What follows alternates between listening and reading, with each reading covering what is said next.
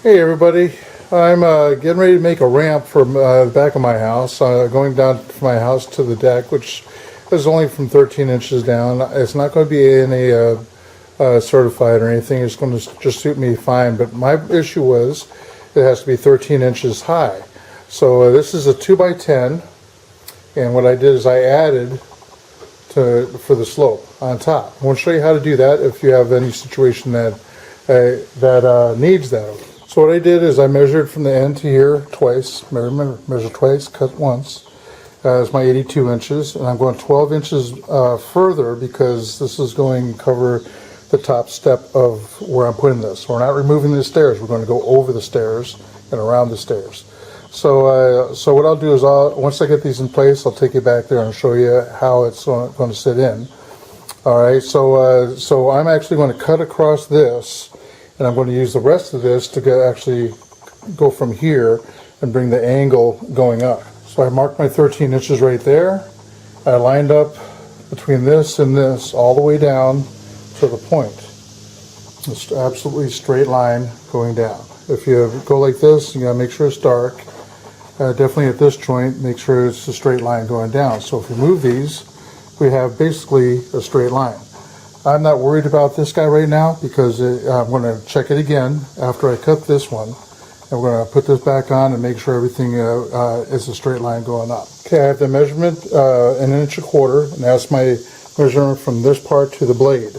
And another thing to check is when you put this on, that zero or that 90 degree right there, the plate, the guideline is right on that line.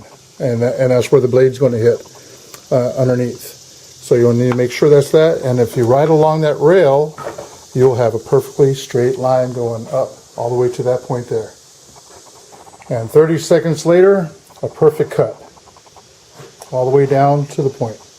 Not bad. And like I said, I would bring up the ruler and make it a much bolder line going down.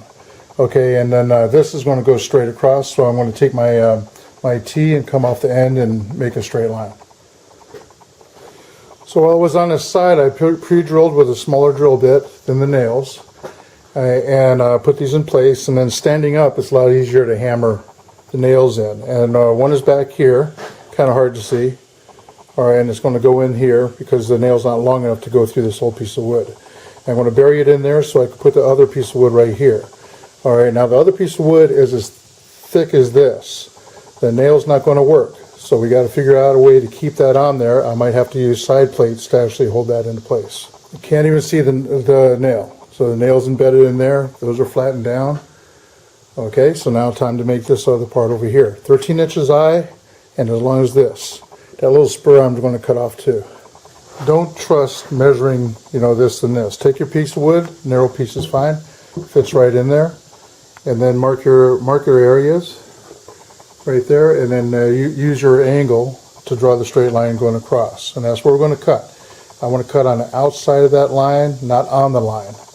Alright, outside of the line is going to put me right on the spot, I think. Touching the line on the outside of the line.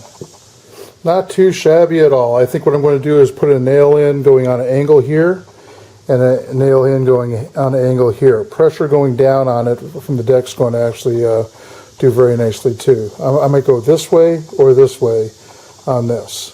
I could go from the inside over too, but I don't want to come out on the side. So going direct over, I got to trim this off too. While I'm trimming that off, just take the rotary saw and just go right around over them and clean them.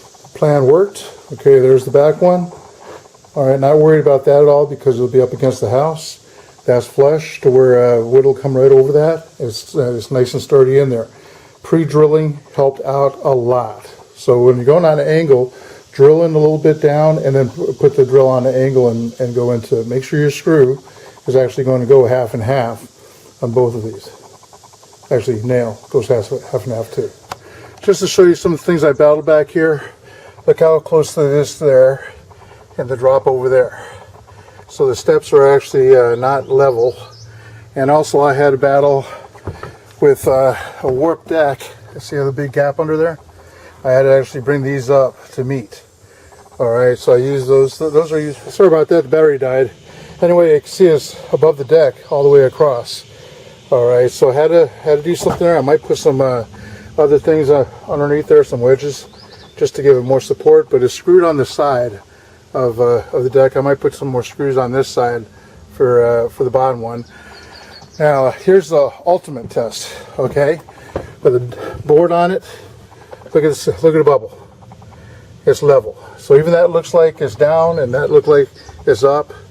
Okay, I was freaking out because maybe it wasn't right, but hey, it's level, and that's the thing that counts. All right, so hopefully you like the video. The main source of the video is how to extend this up to the 13 inches. All right, and hopefully that helps you out with other projects around the house. Bye now. Hey, hit the subscribe above.